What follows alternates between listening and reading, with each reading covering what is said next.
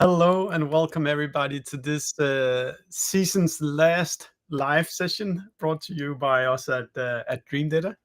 We call these sessions attributed, and today this session is attributed to Rob Kaminski, which I'm super glad that you're joining me today. One prerequisite is that I am in a summer house today in the northern parts. So if Nice. Wi-Fi slip, I'll be right back, but I don't expect it to. Things have been working fine. But today we're going to talk about a topic that I've grown to care increasingly a lot about, which is mastering B2B position, and particularly on how to get it right at each stage. When do you stay very narrow in what you say about your company and your offering, and when do you start going wider? And one of the things I truly love sometimes, Rob, about you and Anthony's LinkedIn posts are the one where you say, when you reach gong stage or even larger, you can just say nothing because your brand is so strong that you don't actually have to say what you do anymore. That's where we're aspiring to go with Dream Data. And before we go there, there's still a lot of very specific product marketing and positioning we need to do. Rob, but for those who've never seen your LinkedIn post, never seen Anthony's FletchPMM stuff, what's your background and what's the story about your company? Yeah. Well, first off, thanks for having me. I'm really stoked to unpack some of this stuff. For those who aren't aware, I'm one of the co-founders of FletchPMM. We call ourselves a product marketing consultancy, and we only do one thing, and we really are just helping founders and marketers explain their products to their ideal customers. We define that as positioning, figuring out who the ICP is. And our approach to it is a little unique, where we use the homepage as really the main test of how clear you can actually be with your positioning, getting it into a short and really concise argument that articulates your value. And so we've been at this service specifically for the past 2 years, arguably 3 years. And we've worked with almost 500 B2B startups so far. And so I'm excited to share some of the experiences and stories, things that we've seen, working with companies that are pre-product all the way up to multi-product, big Series C, and even some large publicly traded companies, because they all kind of have similar challenges, but the positioning strategies they have to take are all very, very different. I love it, Robin, and I think for everybody, just go check the FletchPMM website to see just how attractive the logos that they've been managing to attract are, and then you'll believe Rob even more as he speaks through the things today. Rob, maybe I feel like we should help people understand a little bit about. If you've never heard about the topic of positioning before, if we start that basic, what's examples of a company that does good positioning, and what's an example of a company who does bad positioning? And I can reveal, if you're able to say, we do website positioning for B2B startups, that's a pretty crisp explanation of what you do.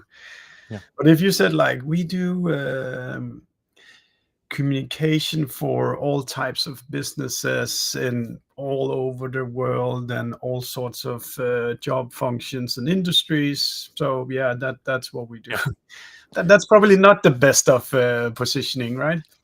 Probably not, but the emphasis on probably, because what's really interesting when it comes to positioning is good is relative. And so, like, good positioning, bad positioning, when we look at good, We obviously think good is more specific, where people can understand what you do and make sure that it's memorable. But good positioning is just positioning that you can actually pull off in your go-to-market motions, right? And so for most of the startups we work with, often our advice and recommendation is like, where really is your niche that you can dominate? Because you have to have momentum to then go after more markets and these bigger markets. And yeah, we do pick on really these successful companies a bit because as you grow, the reality is that B2B markets are really fragmented and you can't truly position for all of them simultaneously. There is no like really clear way. And so your example of like, we help all types of companies with communication, that positioning, there are companies out there, probably large organizations, where like, sure, that is their global level positioning. Is it good? I mean, it's not good messaging, but if they have programs underneath it that are working, like, okay, maybe that is the positioning. And so things to keep in mind off your question. Good is relative. When we think of good with startups, it's all about, can you actually execute this? When you target a specific audience and you have a frame of argument, can you go execute it? Can you show up in the channels where they exist? And what we find is that when you're early, if you end up with one of those broad, we're for everybody that doing all these different things, it just means you have to go run 12 go to market programs, which then we ask the follow up question, do you have the resources to do that? And, early stage startups like, well, how big's your marketing team? Well, it's like me. I have an intern. Like we're thinking about bringing on an agency. It's like, yeah, good luck. Like you're never going to carve out recognition in that space. And so it's like good's relative. You got to be able to pull it off. It should enable you. It should be easy then to go figure out what your go-to-market strategy is to go and execute that positioning. And then the last piece, and this is just different for every organization, it should leverage the advantages that you have, right? And what's hard for startups is they often don't have an advantage, right? And when we think of advantages, these are like, do you have a big network? Do you have access to some technology that nobody has? Are you really, really good at some go to market motion? Like, are you really good at LinkedIn content marketing? It's like, okay, like that starts to shape where you might position because then you can go execute it. And when you're early, sometimes the only advantage is specificity, is a willingness to say, you know what, I'm just going to focus on this small group. And that's why when you're super early, like that really niche approach of finding a really small market is often the positioning strategy. And so, tons of strategy of like areas of like that where it's like really good. I think of like any company we work with that's willing to say we're exactly for this group. Worked with a company called Toro TMS. They're a trucking management solution, and they, big trucking management. They just basically said, "Hey, we're the TMS for this one small group, which is this short hauler companies," and it was like that's good positioning for them because it's very narrow, but to other groups that wouldn't make sense. And so I'll pause there, but those are the kind of the three components, and it's really just more about execution because it's subjective. Really good comments already, Rob, and I'm thinking a million things already. One of the things I think I would love to kind of unpack a little bit is just when you call it when you talk about pull it off or execute it. What are, if you like kind of were to do like check marks of what would Yeah. that kind of consist of? I have my ideas obviously that when you have a Yep. sales meeting, does the prospect respond well to what you say? But what are kind of all the elements of pulling it off or executing a positioning strategy? Your question's so interesting, and we run into this a lot because positioning generally gets put in marketing's bucket of like, we have this product, now let's go position it. But positioning is really found, it's like foundational with product management of like, what problem are you actually solving? And so, like, product management and product marketing, they're just two sides of the same coin. And so, first and foremost, like with a positioning, like, are you spotlighting a real problem for a particular audience? And this gets awkward a little bit sometimes when we're working with clients. We're like, we'll sort out all their positioning options, and then we'll look at it, and we're basically judging: is this a problem where we think somebody would pay attention to? And it's like, ooh, and that's not a positioning problem. That is like a business strategy problem of like, have you found something that's worthwhile? But more so along the lines of execution, what we're really weighting is how compelling is the argument. And I love that you gave the example of like when you're in front of somebody, because that's what we tell these founders, like, all right, you're in front of someone. If you said this, would you have confidence saying it? And then are you willing to say it for the next 2 or 3 years? because these are longer term strategic bets. And we always get the question, how do I know if it's going to work? And the short answer is you don't. Like, the nature of entrepreneurship and startups is like you're doing something that's never been done before. And if you're not, it just means you're building more of a commodity product, which is fine. And there are ways to position those. It's like a little way to de-risk it. But there's always got to be this leap of faith of, what do you see in the market that's broken? Are you willing to spotlight it? And then it's not something that just happens overnight, right? And so that's where the execution comes in, is just like, do you think you can get people to pay attention? Are you willing to stand in front of them and say it? And do you think you can change their behavior? And this is why it's so important. There's a lot written about founder-led sales. Like, founders need to be the ones doing this in the trenches. And it's interesting, when we work with folks, we always tell them, like, this messaging, even though we're documenting it on your homepage, you should be using in intro sales calls and networking events. Because, like, I'm in front of you right now. I can see the whites of your eyes. When I say something that doesn't resonate, like, your eyes are going to gloss over. And when I say something that's really interesting, you're going to lean in. Like, those are the cues to know whether it's starting to work. And so I may have gone off the rails there a little bit, but like, it comes down to conviction for the most part when we're evaluating options, relative to how you think the market is going to respond, how the audience is going to respond to it. Yeah, and I can just say, as someone who's been doing positioning for 3 or 4 years now, that I can definitely testify that it doesn't work if you do it like in some kind of corner of your company. All the most important people in your company needs to be behind this, because it's the messaging that goes out through your ads. It's the messaging on your website. It's the segments, the audiences that you're trying to attract. It's the sales conversations. It's the customers huge. You win. But I think even more importantly, it's also, if you manage to get a new customer with this positioning, will this customer likely renew their contract once the contract cycle is over? Because did you completely oversell, promise something that you can't deliver on? Then that's also not a good positioning. So I think having that kind of, make sure there's a senior level buy into it, but also make sure that you can actually live up to what you promise throughout kind of the full funnel of a contract life cycle. You nailed it there. You brought in the aspect of execution, organization wide is so critical. We bump into this sometimes in our sessions because our deliverables, the homepage. But what we're really trying to say is like, hey, this is like, we're putting a stake in the ground. Like, this is our lighthouse. And everything else pre-website and post-website now has to adapt to the way that we want to show up.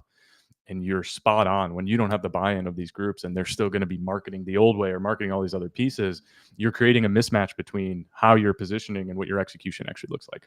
And that's oh yeah, sorry, go ahead. We went through let's call it a position expansion during spring. And the consequences of this is that we had this group of, I don't know, 5 to 6, 7 stakeholders that over the course of maybe 2 months had several, multiple meetings, sometimes every week.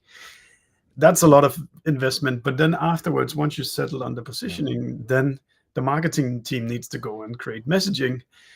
But the sales deck also needs to be updated. Maybe, like in this case, we also need to adjust the packaging of our product. So there's 2 different tiers now. And the CS team needs to onboard people to these new tiers. So if you sit like in a marketing position and you do it all on your own, you should probably start asking questions and start going to the higher ups saying, do you really want me to spend time on this? Because the consequences are A, B, C, D. Yeah, and they take time, especially as you accumulate mass as an organization. Like, the bigger you are, these positioning shifts are just, you turn the boat. When I turn a little speedboat, I can turn pretty quickly. There's only 3 of us. We can change the whole marketing plan over here in my company. I can change it almost on a dime. We're a small company. Whereas, if you're a 50-person, 100-person, 1,000-person company changing positioning, now you're steering the cruise liner. Like, all right, now we're cutting left. Well, guess what? It's going to take us some time for us to get everybody going in that direction and for that boat to turn. And the stakes get higher too, because we all often get this challenge of like, well, what about our old positioning? Does that die? Do we have to fire customers? And these are great questions. And these are where it's like, well, are you pivoting or are you broadening or are you shifting where you can still accommodate existing customers? And this creates some really operational challenges that I think you're really pulling on of like, well, we have a deck that sort of works. We have this new deck. Are we ready for it? And so this is why we think of positioning more as these long-term bets. And so like Klaviyo is actually a really interesting example that we came across recently, where they've been positioning, obviously big Shopify player, all around like optimizing journeys and that sort of thing. And Yeah. they just did this shift now, and it's on their homepage, where they're calling themselves the CRM for B2C.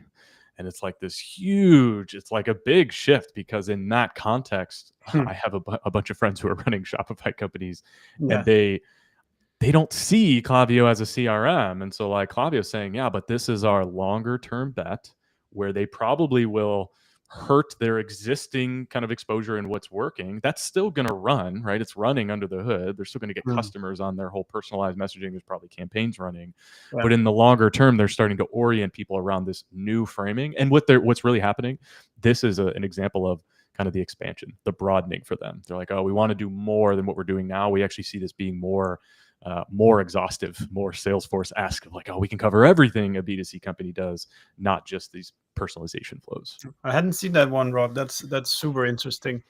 One of the things we were really paying attention to as we were kind of doing some adjustment or like expansion a little bit was that we didn't want to lose the brand awareness and the associations associated to what we currently did. Yeah. But our product had kind of outgrown the very small category. So we needed to kind of open up a little more. So the position covered the whole product and not just kind of parts of the product. Yeah. So if we took a step too far, we would kind of lose all the value that we had built up in terms of brand awareness and demand in the market. So we didn't dare to go from today to the vision, whereas it sounds like Klaviyo said, we're going to go for the vision now, and then things will have to catch up afterwards. I guess that's also a resource question, why you can take a bit like that. It is, yeah. And it's one of those things where is it a pivot or is it an expansion? And it sounds like in your case, more of an expansion, as you described it, where you're just doing more. And so it's almost like you're going to keep parts of your old positioning strategy, but you're going to layer on more pieces. And from an existing customer base perspective, we get this question a lot, like, what about our current customers? Will they actually engage with your marketing? Like, they're already customers, and sure, they're going to hear and see things, but as long as you're still doing what they came to you to do, you're in a good spot. It's only when the pivot happens where you do have to fire your customers. And like, this is a reality for a lot of startups. Like, what gets you your first wave of growth, if the market shifts and you see a bigger opportunity, okay, that's a pivot. You will be firing those customers. And yeah, it sucks. You're basically saying, I'm starting from scratch, but there's this bigger thing that we're going after. The mistake is like trying to keep it all going if it's not a unified expansion, because that's where you end up building multiple companies at the same time. And it's hard enough to build one startup. Like, don't go build multiple. It's madness. I think one of the things that really kind of was an inflection point for us was settling on an ICP, an ideal customer profile definition, even before we did positioning, just saying, because initially we just sold to every company that we could find. Just constantly just, okay, let's take this one, let's take this one. But it ended up for us having to build integrations over here and integrations over here. And this company was small, this company was large. But so we kind of just, because all marketers have problems with attribution. So we can go from a 5 people company to a 5,000 people company, but you have to settle on something, at least for a period, in order to kind of make everyone in your company pull in the same direction. Which leads me to kind of, why are people so afraid of settling on a position? When you sell your service, are you the first positioning exercise that they do, or is it on top of something they have already been doing normally? we're almost always layered on. Like Okay. your founders are thinking through their positioning, whether they call it positioning or not. Like they're trying to answer the questions of Mm. who are we for, what problem are we solving, what's our unique value. Like again, even if they're not using that terminology, like that's what they're working on when even they figure out what goes into the product roadmap. And so we're like meeting them where they're at. Like, hey, what's worked in the past? And it's interesting to hear your story of we would sell into everyone. Mm. That is when you're early, like that as a positioning strategy, like is a valid one. And we call that experimentation positioning, where you by design broadly position because you're like, I don't even know. I've got loose hunches, but I'm not ready to commit. And that's okay. You can do this. You just need to be mindful of time. You don't want to spend too much time in that experimentation, sell to everyone mode. And then you also have to be really realistic of it's never just going to jump out at you. Like there's always going to have to be some human driven insight of like, okay, we sold to 20 companies. 3 of them are in this bucket, 4 of them are in this bucket, 5 are in this bucket, 4 of them are in this bucket. Like it's always going to be kind of middling. But then to step back and be like, where do you think we could double down and really get repeatability going? Mm. And it's usually that decision, and that's where we built our service for. Like our sweet spot is for companies that come in, they're around seed series A, they have traction, they've been selling to different people, but before they go dump millions of dollars into these go-to-market programs of where to double down, like let's make sure we are choosing the right audience and the right angle with the bet that we think is going to work. And it's the ones that don't, that are like, no, there's growth everywhere, we're going to dump it into everything, where your story is just the horror story that happens. Product bloat just pulls your org apart, like feature requests. Operationally, there's fire drills, customer success is overwhelmed. And then marketing, like the week of marketing, the small team of even 3 to 5 people is like, what do we create today? We've got 10 different markets and audiences that we're going after. And so they start hedging their bets. And again, you're just like betting, yeah, we can be known for 5 things to 5 different audiences. And it's like, you're far better off being known for one thing. And then once you have that thing, then you can expand. And I know we're going to get into that, but if you look at even some of these like extremely successful companies, almost all of them had one super sharp edge, right? Like Stripe is always the example I go to. They've got 20 products, right? And they kind of, but they're, when you think of Stripe, what do you think of? Payments. Like they're the payment company. They've got products that go way beyond payment. And they still lean into that today. And it's like, you have to have that. It's like that momentum piece, let alone the revenue that comes along with it. That's so interesting.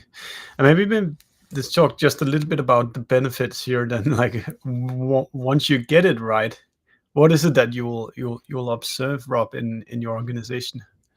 Oh, everything gets easier. Yeah. It's like when you know what you're gonna say and you know who you're gonna focus on, but maybe more importantly, you know who you're not gonna focus on. Oh, it's such a powerful thing. And like my business, again, small service business, but there's nothing more empowering than like getting in front of like somebody comes in, they want to buy our thing, and then they explain what they're doing, and we're like, oh no, you don't need us.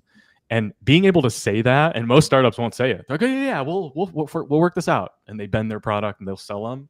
When you start saying no is when you know you're really onto something. It's when you've drawn a line in the sand. And what's really funny, 2 things happen. When you say no to people, they just want you more. And so it's not uncommon for people to come to us. They're shopping for something different. We're like, oh, you don't really need us.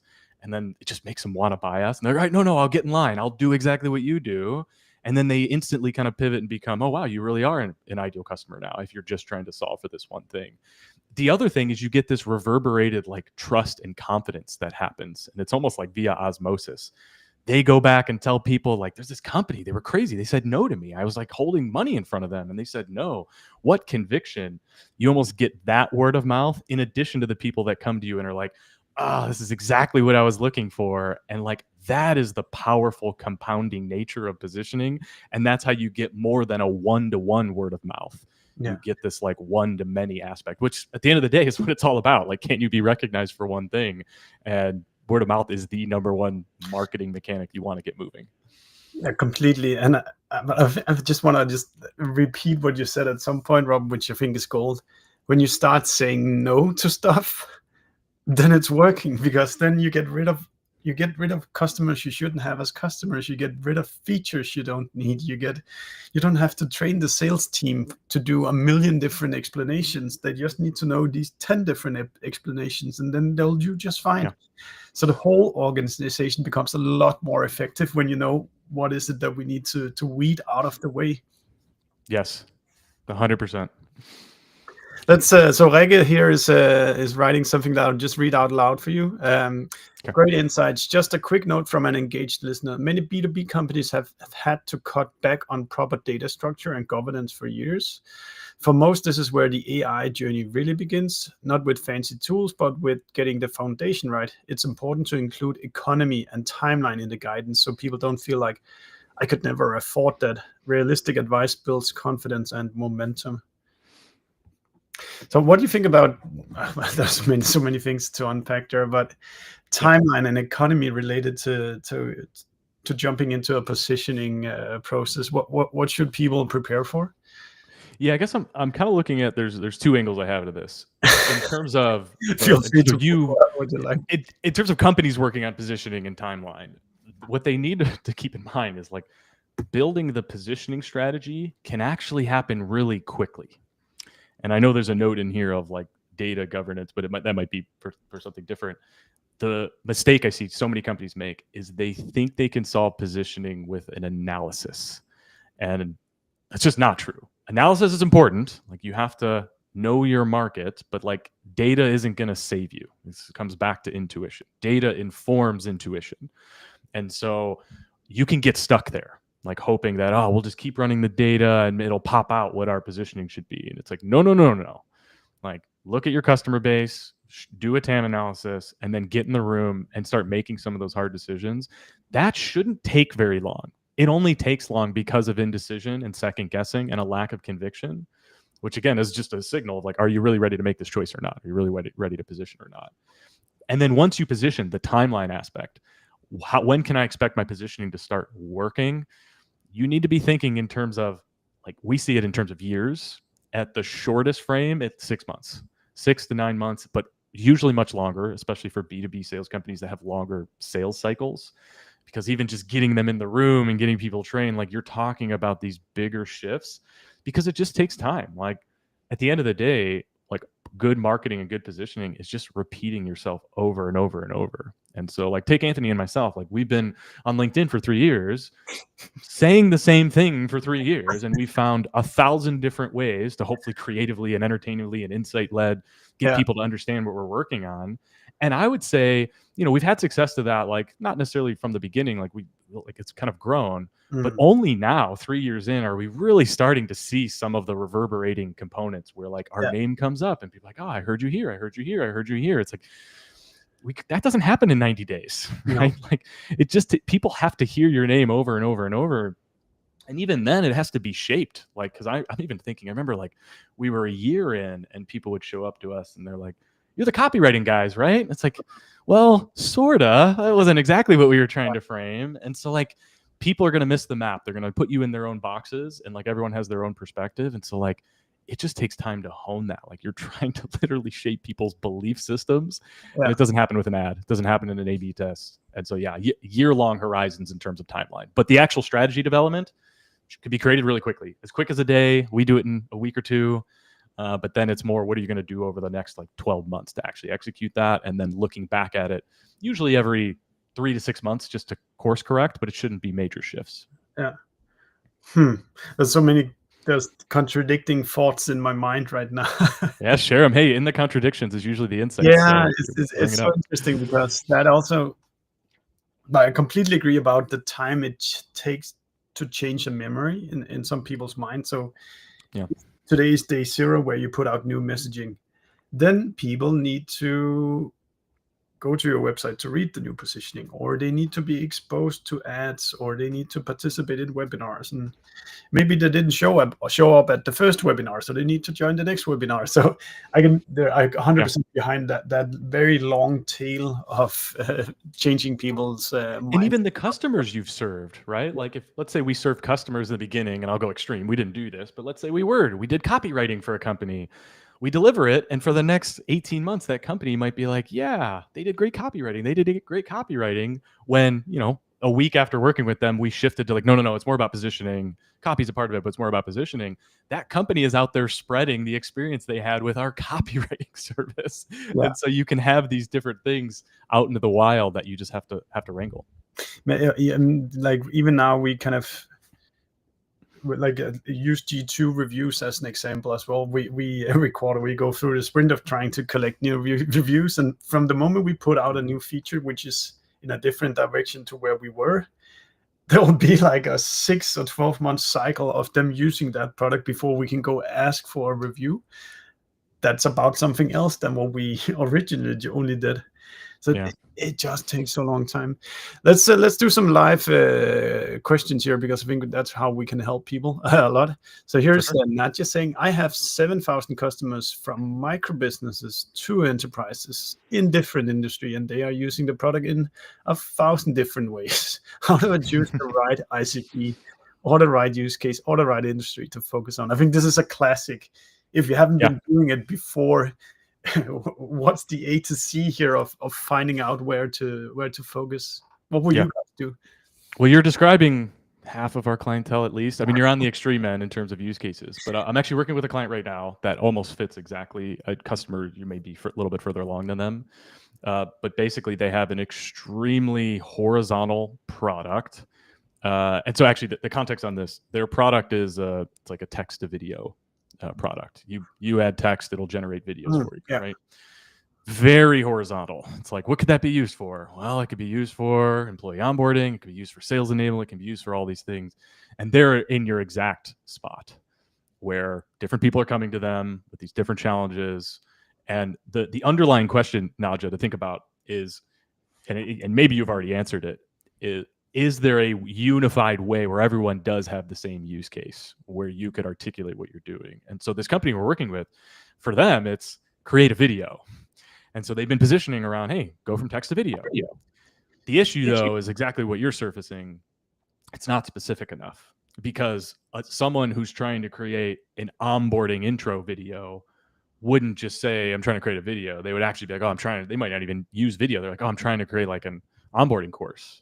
And sure, it'll have video, but I'm trying to create an onboarding course. So when they bump into your marketing and you're like, I create videos really well, it's like, okay, this could fit, but it's not perfect. And so in terms of how you decide, if I were you, I would, and you have 7,000 customers, so this will be a little tricky, but I would basically audit your existing customer base, and I would map those use cases. Like, how many are there? You say 1,000. How many really are there? What you'll start to notice is they'll probably start to fall into different buckets where, maybe there's not 1,000, maybe there's 100 of sorts. And then I would just look at them and again, this is where data can guide, but this is where your intuition has to be, is like, who's the stickiest? Who is the easiest to sell to? Who actually sticks around? Who's getting value? Who's actually like talking about you in a positive way?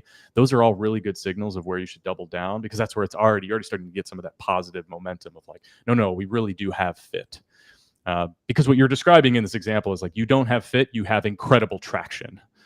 And so, and in your case, I would go super narrow, get that really repeatable, and then I'd move on to the next. Now, counterexample to all of this, this might be, I don't know enough about your product, but you almost remind me a little bit of Zapier, right?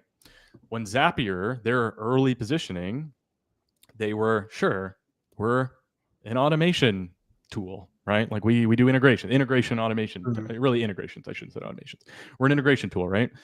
Their homepage, and even today, and again, they actually just did a pivot, so maybe it's a bad current example, but they position broadly for integrations, but where their positioning really lived was in and I think it was like 9,000 plus sub landing pages via long tail SEO.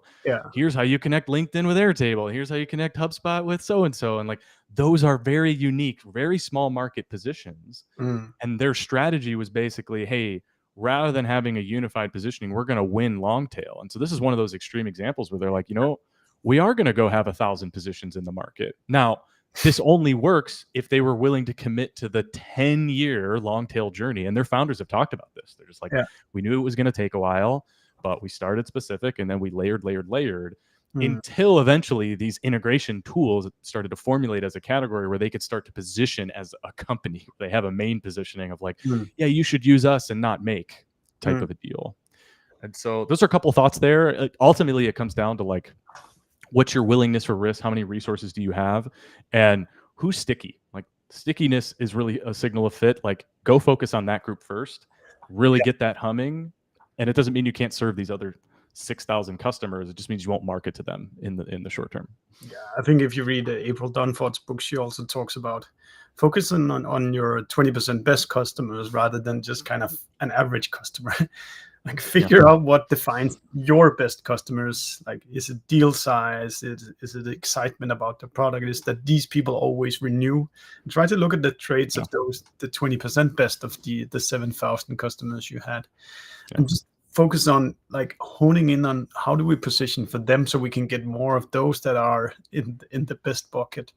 Yeah. And it's so counterintuitive because the fear many of the founders have that when we work with them, but the market's too small. And so they do this trade-off of big TAM. Like they're basically saying, yeah, I'll do a big TAM with an extremely inefficient marketing program where I could never stand out. Like that's basically the decision they're making.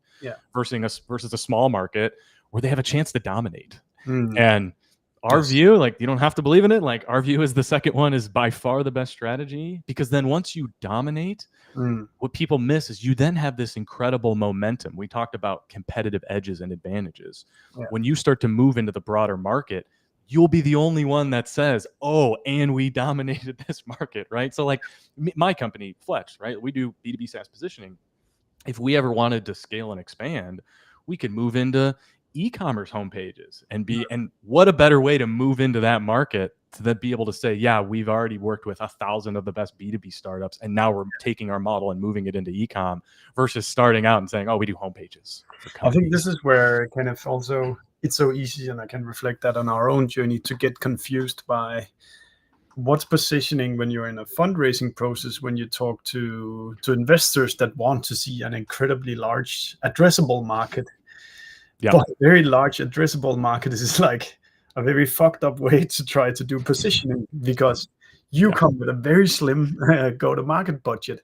And in order to make that very efficient, you need to select a very narrow slice of the market and have some very specific messaging and get your ads in front of those people. So I think that investors can get turn founders' heads upside down sometimes when investors talk about positioning. They talk about a vision. But how you go to market practically today is talking about what is it that your product does for a very select group of people. Yeah, and that type of positioning is usually it's reverse looking. Like in hindsight, you could look back and be like, oh, look, they revolutionized this market and they changed these things. But when you go and actually see how it matriculated, like it never happens that way. It's always like step by step. There is an exception though for founders like who are going after a big TAM, and it's when you have some type of extreme distribution advantage. And so these show up in a couple different forms. One that a lot of these founders try and lean into is a true like product-led growth mechanic, really an expansion mechanic. And so I think like Loom is a good example. Calendly is a good example where like if you just like plant the seed like a virus, it's naturally going to get more and more people to see it, right? But this is rare. Like most products don't have this. They have like small bits of it, and founders mistakenly say, "Oh no, I'm betting on that." The other types of these like distribution advantages are access. Like, do you have access to a big partner network? Or do you have like, are you actually partnered with someone? Like, can you partner with a Salesforce and tap into their sales network? I have a friend who leads a very big product effort over at Microsoft. They're building basically a healthcare AI product for physicians. And it's wild because they have this huge distribution advantage. So he's basically building a startup inside of Microsoft. And I was talking to him. He's like, oh yeah, in our first 6 months, we plan to do 20 million in revenue. We actually almost already have it on the books. And I'm like, what are you talking about? He's like, oh yeah, we slide the SKU over to the sales team. And suddenly I have 30,000 people out there talking about my product to people that they're already connected with, existing customers. Well, that's great, but not everyone is Microsoft. And this is why the incumbents have that advantage overall. And so exceptions to that TAM piece, but you're exactly right. Most startups have to position for their investors, and then kind of do the opposite when they get into actually building the marketing for their company. Like, great, this is where I will go. 10-year vision of my positioning. Here's my 10-month vision for my positioning, and they're just drastically different. Yeah, and I'm imagining also a little bit related to, you also have to consider what are the exactly what you say, kind of what are the resources we have available to cement of a certain position. And if you want to succeed in a very broad market, that basically means you need to have a lot of dollars to spend because you're going to have to reach a lot of people. And or you believe in your ability, like social's free. And this is where we go back to edges. Like, can you figure out distribution quickly? And so, like, we built our business on LinkedIn. We basically were making the bet of like, I bet we can get LinkedIn to work as a channel. And we kind of sucked at the beginning, but it's a process to get really, really good. And now it's an extreme edge for us. It's an execution edge for distribution. And those are the angles that I encourage these companies to look at when we ask them, because it doesn't always have to be money, but it's a pretty good heuristic of like time and money and where you're going to invest that as a limited resource. Yeah, and as for somebody who's been following you and both you and Anthony for more than a year, I have to say 2 years, I can definitely recommend following you guys because the content is super great. Maybe you can just do like a detour, Rob, and say how does content creation look at FletchPMM? Where do you get ideas from? How do you produce compelling content to follow up on the idea that you have? Yeah, this it's a detour, but I actually think it's quite relevant in a lot of ways, because all we're really doing is sharing our perspective on the problem we think we solve and trying to be as helpful as possible. And so what I encourage all the companies we work with to do is to think about their marketing as consulting in public about the problem they solve. But most don't do this. They think about their marketing as promotion, right? How do I get people to know my product? If you follow us, we don't talk about our service. Like, we've done thousands of posts over the past few years. Maybe 5 of them, 10 of them were like, hey, check out our service, or we got a discount going or something. But like, that's not the content. It's not the purpose. We're trying to build trust at scale. And so our process, our mechanic for this, and it's evolved a little bit as we've like progressed and get to exposure to all these companies. In the beginning, when we didn't have customers, it was basically research and opinion. So Anthony and I were going deep into product marketing, deep into positioning. We were spotlighting things that we thought were interesting. We would talk about them and then just share them. Like, we thought they were interesting. We're like, oh, people might think this is interesting. And it literally started of like, is anybody else seeing this? Like, we just read a bunch of homepages. I don't know what the hell they do. Does anybody else see this? And that was our first like thread to pull. And then we just went deeper and deeper as it has evolved, and we started getting customers. We were just writing about our work. We get in the room, we work with hundreds of founders. Hey, we ran into this challenge. It's like, hey, there was this company, they were PLG, they had these 2 options. Here's how we unpacked the question, and here's a little framework we used to try and make the decision. We're basically just giving our free advice that we gave in the room, and we're packaging it up. And the beauty for us being a service consultant business is that we actually started then creating assets to help the service and then front facing it. And so most of the assets that you see are just things that we have. If you've ever worked with us, we just like slide over to the left of our working zone, and there's all these key concepts and frameworks. Like, we're having trouble with this. Let's look at this. We've already written about this extensively. We've got a bunch of examples. And so the other way to think about it is just like doing the work, sharing what we learned, and getting it in a way that's easy to teach. And it's like the cycle is do it, argue with Anthony. Anthony and I literally spend hours each day on the phone arguing about concepts. And we argue from a point of like, can you convince the other person of your point, knowing that if like we come to an alignment, it means there probably is a shareable insight and a shareable nugget there. And so like, this is why from marketing teams and focus, having a sparring partner, it goes back to resources. Like, you can't put a marketer on an island. Like, they need room to iterate within the group and within the product. And that loop for us is super tight. And so all you're seeing on LinkedIn is basically a regurgitation of all the work we're doing in sessions and all the countless hours Anthony and I spend arguing about concepts. And that's it. We just front face it with the thesis that, hey, if we give it all away for free, you'll eventually come to us if you get stuck. And so far that's been true. Yeah. No, I completely agree. Is it true also, if my memory like is being nice to me, you very often have some kind of visual going along like you have a really nicely written thing, but then you also have a visual that kind of conceptualizes whatever the post is about. Yep. We do. And we stumbled upon that, right? And this is why now we're getting more into like go-to-market strategy. Like, okay, we have a positioning. And this is the second thing that a lot of these early stage companies get wrong. It's never been easier to be in every channel today. Marketing automation tools, AI content creation. Oh, post here, it'll throw it everywhere. The issue when you're early is it's all going to be mid. It's like generic, not quality. Each medium is its own nut to crack. And so we spent a lot of time coming up with different ways to express ideas on LinkedIn. It was like all text, short text with an image. Do we do video? Is there animations? How long should the post be? Like just hundreds and hundreds of iterations. And what we found was like, oh, these images, like it kind of, we got more exposure. And so it stopped the scroll. That was the first thesis. And then what we realized is then it made our stuff shareable. What if we could take a really complex idea and make it simple, where then our assets sort of live in perpetuity in people's minds and in their like saved account page on their LinkedIn. And so that really quick, we're like, okay, this works, where we then went all in on that. And even that has a science to it of like, how much do you put into the post? There was a time where like, if you jammed as many ideas and examples into the image, you could go viral. That's sort of shifted. And then also it's just then harder to get across a point. And so we're kind of more back to like one core concept in each post is what we shoot for.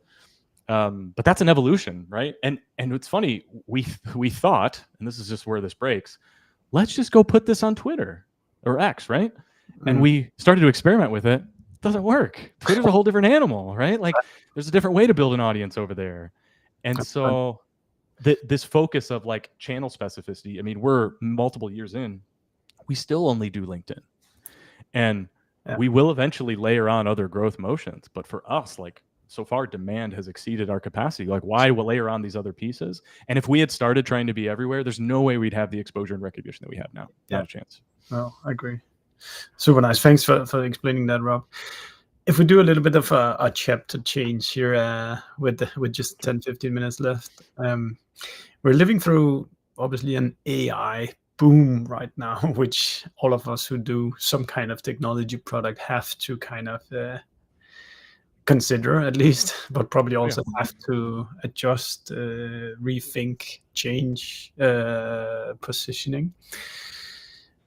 And I'm wondering what's your kind of stance on how much companies need to lean into AI, or is AI the gimmick itself that you utilize AI as a way to deliver your value, or does it need to be the other way around? You position the pain that you solve, and then one of the tools that solve the pain is AI. What's your kind of like? Let's start with the overall reflection of that, because it's like a seismic shift that changes technology right now. Yeah. How much positioning needs to change along with that? Yeah, there's a few points here, and I'll let you kind of pull on a few of the things I say. The one thing to just keep in mind that everyone needs to understand is AI is just a technology, right? And there's going to be technologies after it, just like there's technologies before it, of these evolutions of, electricity to lights to internet to all these other things. It is not the product. And this is where right now I think the mistakes are happening. And then I say mistakes, it's more just like there is this shift. It's very real. But the challenge AI has right now is like, what's the best use case for it? What markets does it actually play into? And this is where the fundamentals haven't changed. Like you still have to solve a real problem 10x better. So this just goes into that product building, identifying audiences. Your question of like how much they should be leaning into AI, it's audience dependent. And in general, Winter ran a study around AI, and there's been some other studies where like in general, AI and copy is actually annoying people. It's like not helping. Now, there's an exception. And we saw this maybe more so a year ago. I'm sure we'll still start to see it. But when AI was like first really coming on and people started like tinkering being the word, we had to work out this thing with these founders of like, are you going after an early adopter market? Because there is in any industry or in any context, there's usually a group of people that are trying to look far ahead, and they're looking for an extreme competitive advantage, and they see technology as a big lever for that. These were the folks early in AI that were just buying AI to like buy AI. And their whole thinking was, I don't even know what I'm going to use this for yet. No. I just know it's going to be big. It's going to change the way my business operates. And I think it'll help me get ahead. And that's great. Like, but the question is, are you positioning for that group? If so, say AI, right? Say it. Hey, we have AI. We think it can do all these crazy things. You got to see it. Where you're really just demoing the technology. And these companies are usually looking for like partners to go build it with you. And they're willing to shoulder a lot of the risk of like, I'll worry about how to get in my org. I'll help you figure out the use cases. We'll pay you a bunch of money. And that's great. But it's also a trap for a lot of these AI startups, right? Because sure, that's your initial revenue. But the majority of the market is sitting back going, I don't know what the hell I'm going to use this for yet. Yeah. And so they're going to wait and see until, and Jeffrey Moore goes in, this is basically the crossing the chasm scenario. They're basically going to wait and see of like, is this going to be used in a significant way where I can pinpoint it to replace what I'm doing now? It's a much more pragmatic approach. To those audiences, they don't care about AI. They care about what they're doing, what problem they're bumping into, and all they care about is like, do you solve it better? They don't care about what's under the hood, right? And so those are the questions we start to ask of like, how much AI are we going to lead into, with the foundation that at the end of the day, unless you're actually selling AI, like you're an open AI competitor or in that realm, like AI isn't your product. It's just a technology that powers your product, and you should be focusing on the second part of that. Like, what's the product actually do? What's it for? Who cares what actually is under the hood? It's been from a B2B marketing perspective, it's been interesting to see the last 1.5 year unfold, where there were some companies that just overnight slapped AI on all over the front page, trying to say now we are an AI company as well, but the features were probably the same. And then there's others that haven't moved on it that fast. And then, is it 10x better is the question, right? Like, because that's the underlying thing. Like, to get people to change what they're doing, like AI is just a level up on automation of sorts that software already does. Is the agentic automation truly better? And that's where just context matters. Because if it's like, oh wow, that was better, it's like, but what I have now is pretty good. Well, I think what you're really right in saying that you need to monitor the specific industry you're in, because I think there is industries where AI is sort of becoming table stakes. That if I cannot buy your product if you don't have like an AI roadmap that will kind of make sure that we utilize all the powers that AI has in it. So I'd say people should like speak to your customers and ask the prospects, how much does AI matter in our industry? And if you've spoken to 50 or 100 of these prospects and customers, then you probably have a pretty good impression of on whether you should double down on the positioning your company as utilizing AI technology. And you're framing right there, like, is AI a box to check, or is it the leading component? If someone's coming to you for like that FOMO scenario, I don't want to be left behind, chances are it's not a leading component. They're not out there trying to be on the bleeding edge. They're just like, oh, I'm buying a new CRM. And like, oh, what are you guys doing about AI? I keep hearing about it. Like, oh, yeah, we're building the infrastructure. Okay, great. Well, I'll get there when we get there. But that's a secondary sales proposition, not the leading marketing proposition, if that is indeed the mindset of your audience. Like, no, I want to make sure it does this, but I also want to make sure that it's sort of future-proof. Just a different audience altogether. I can't help but think about also at least what we see here and there is also that some prospects, they've bought into the vision of AI, saying that the world is going to become a better place. I would never have to do work again if I just find a vendor that utilizes AI in the right way. I just pay the bill and our company grows. I can't help wondering either how good customers they're going to be if they don't actually care about what's going on beneath the hood. Does it actually solve the that these guys have? But we definitely that's a fair question. We see there's another point in here. Sorry to interject. There's this aspect too, is like, we're in this B2B SaaS startup tech bubble, right? And so 100%. And this is kind of a trap. Like, AI is in front of us all day long. We're all using it. But the world is not equal in the awareness of it. Like, go ask people who are in these laggard industries, and man, they're just getting used to Google, right? like they're not even thinking about AI. I've got a friend who's in like a very big consulting firm that does like ocean engineering and all this stuff, and he's like, yeah, I keep hearing about AI, but we're not using it. And I'm just like, oh my God, if you were at, in a startup realm, like you're 10 years behind. And like, what's interesting is like, that's where a lot of the opportunities are to apply AI. Yeah. But to those groups, you don't go running into them where they're like, yeah, we just got rid of our dot matrix printer. It's like, okay, great. I'm not going to run after you with like, oh, you should use AI. It's just like, hey, I see you have this process over here. Like, I can do that 10x cheaper, 10x faster. Should we talk? And like, you have to like spoon feed it to them. And so like, it's tricky for companies selling to these tech companies because that's where you get a lot of the my AI is better, your AI is better. Like, where sometimes you don't even have to make that argument in some of the markets. Yeah, I'm really glad just talking a little bit about it, because it is, at least in our bubble, we have to kind of think about that AI a question at the moment. Yeah, Rob, if we have to kind of crystallize everything you have learned and Anthony has learned about positioning full time for more than 3 years now, what are kind of one of the most what comes to mind when we talk about what is the most impactful change in behavior that founders and marketers can do if they've not thought about positioning before? Yeah, it's a big question. The one thing I think, if I'm a founder and I haven't really thought diligently about positioning, I would, like, one of the first things I would do is and we talked a little bit about this, I would audit my existing customer base, and I would ruthlessly look at why people took the first call and make sure it's the first call. And I'm using the word ruthless because the trap is, no, they bought for a different reason, but why did they show up? What did they come to you for?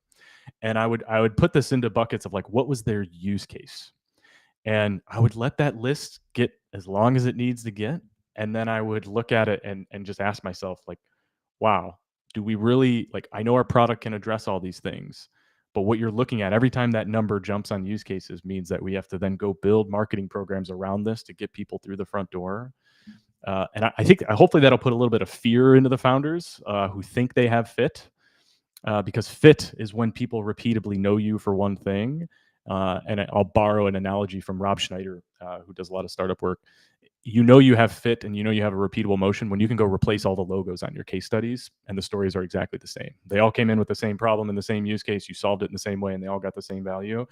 But really, markets are messy. And so understanding, especially in B2B, markets are messy. Markets are extremely fragmented and they're bigger than you think. If I could boil that into one thing, like, don't fear being specific. As an early stage company with limited resources, it is the biggest lever you have for perceived differentiation. And I'll put it this way, until you can own a really niche market, you have no chance of winning a bigger market. Yeah. And sure, 0.0001, okay, there's a chance. You have no chance of winning. Like, if you can't win in the minor leagues, what makes you think you're going to hit home runs in the big leagues? Like, no shot. It's funny whenever I speak to like also founder types or like smaller companies, it's always go in one arrow, stop selling to those, skip that channel.